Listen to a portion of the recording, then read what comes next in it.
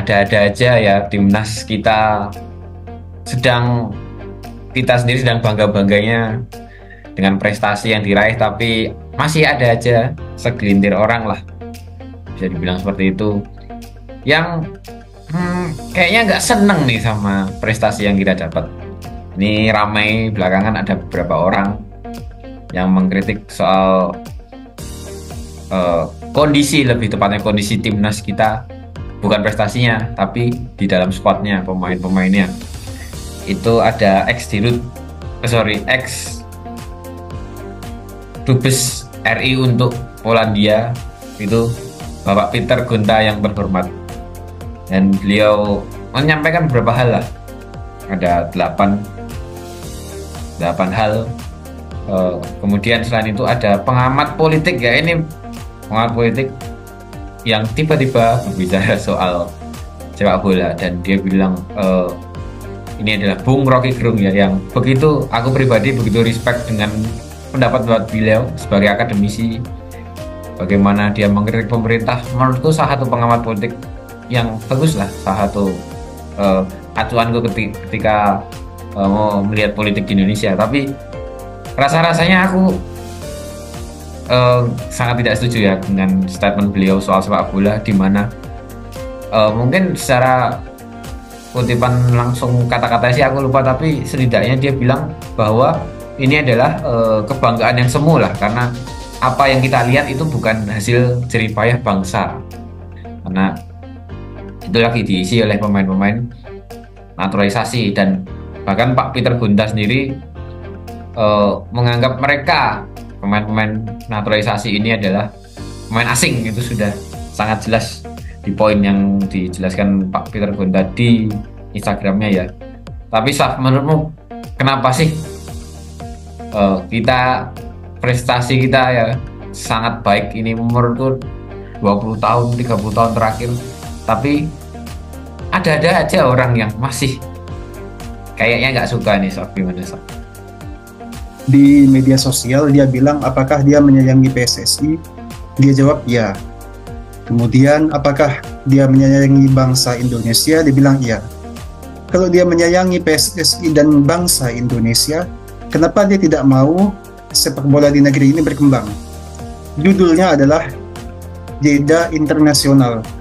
Jadi kan mencakup internasional gitu loh. Gini, cakupannya ini pemain-pemain Indonesia yang berada di luar negeri, entah itu yang lahir di Eropa atau yang pemain non-naturalisasi berkiprah di Eropa, itu terpanggil juga. Namanya jeda internasional, bukan jeda nasional kan. Nah, jadi kalau misalnya tiba-tiba ada orang yang menyinggung tentang timnas Indonesia mulai berkembang, di manakah mereka saat timnas Indonesia masih carut marut, masih diurus oleh oknum-oknum yang ya kita tahu sendiri bagaimana dahulu. Nah, kemudian coba kita lihat kembali tim-tim top dunia seperti Argentina, Prancis, Jerman, dan lain sebagainya, atau yang dalam waktu dekat inilah kita lihat Aussie. Timnas Aussie, kemarin mereka kebanyakan keturunan Eropa. Itu banyak yang dari Britania Raya, yang lain sebagainya. Nah, perlu diketahui kalau suku asli Australia adalah Aborigin. Sedangkan di skuad timnas Australia sedikit yang suku asli Aborigin. Memangnya ada politikus Australia yang bilang kenapa tidak ada pemain asli Australia yang membela timnas begitu? Nah, apakah ada mereka yang bilang seperti itu? Kemudian coba kita lihat lagi kiper timnas Jepang, Zion Suzuki. Dia dipuji-puji sebagai kiper yang berperforma ciamik, kemudian bisa abroad ke Liga Italia. Memangnya ada orang Jepang yang bilang Zion Suzuki ini orang Afrika, atau yang bilang tetangga Onana? Kan ada yang bilang begitu gitu loh. Nah, jadi untuk para politikus yang dahulu hilang tiba-tiba muncul sekarang ini, tolonglah jangan menghina perkembangan timnas Indonesia ini. Erick Thohir, dia ini paham betul tentang sepak bola, perkembangan sepak bola. Nah, aku sangat percaya kepada Ketua Umum PSSI ini untuk membina sepak bola Indonesia. Jadi kalau misalnya apa yang dia bilang, jadi turuti saja. Kita sebagai fans kan juga harus menikmati hasilnya begitu.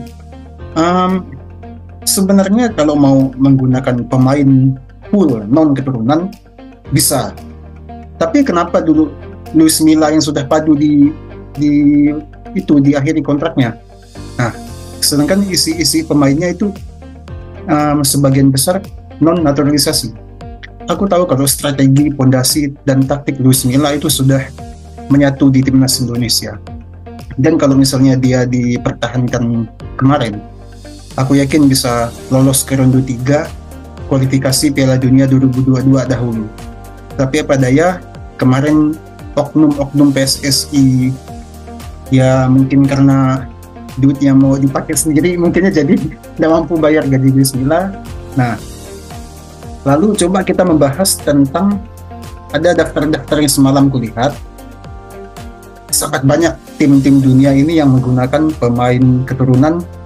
Kalau kita lihat di Kroasia, itu ada Dejan Lovren dari Bosnia. Kemudian ada di Spanyol kemarin yang baru saja juara Euro, Lamine Yamal ada Guinea, Laporte Prancis, Robin Norman Prancis, Nico Williams Ghana, dan lain sebagainya. Mungkin dan kalau kita melihat contoh lagi ada contoh satu yang banyak Maroko ya kan. Iya, Maroko. Ini Maroko betul-betul banyak. Brahim Diaz Spanyol, kemudian ada Bono Kanada, lalu Hakimi kan juga Spanyol, Amrabat Prancis, Amrabat itu Belanda, Masraoui juga Belanda. Nah, sedangkan Asensio yang masih cedera, yang waktu Euro kemarin itu keturunan Belanda juga. Dia bisa membantu timnas Spanyol menjuarai UNL 2023.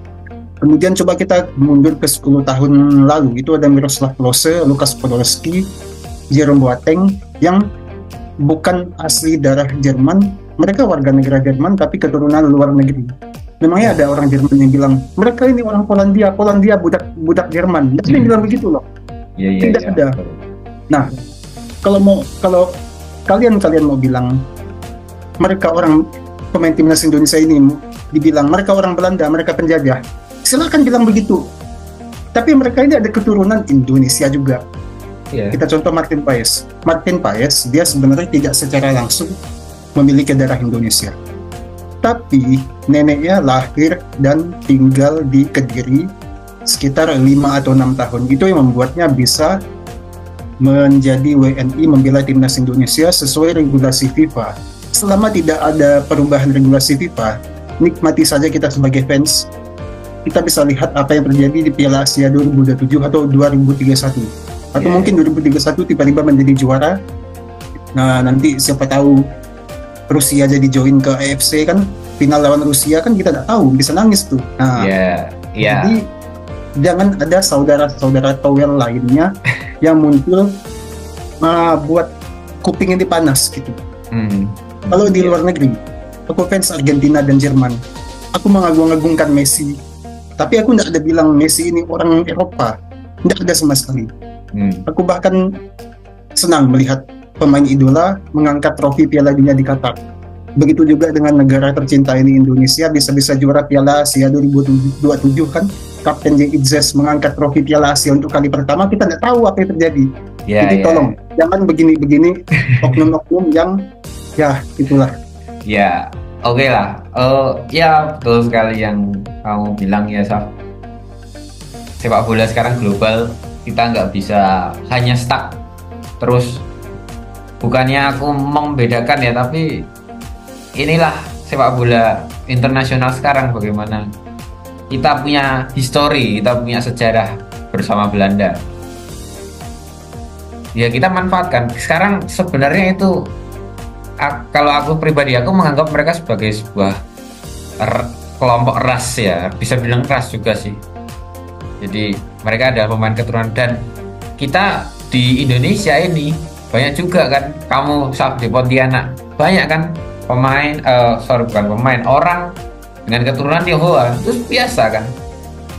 Sangat biasa. Iya, di kota lain keturunan Arab biasa, mereka yang tempat lain pedagang kain itu kebanyakan keturunan India, dan kita biasa aja sama mereka, mereka juga orang Indonesia itu. Jadi menurutku kalau kita membuat kalau kita bilang mereka itu bangsa asing, ya kita hampir bisa bilang rasis juga sama mereka. Mereka punya hak gitu. Karena sebenarnya aku terenyuh sama kata-katanya Sen Patinama. Dia ketika di interview, bisa dilihat, mungkin ini viewer sekarang yang melihat video ini bisa dilihat video dia interview bersama Indosat dengan Coach Justin juga, bagaimana dia cukup sedih ya, bagaimana selalu ada dikotomi antara naturalisasi dan pemain lokal, naturalisasi dan pemain lokal.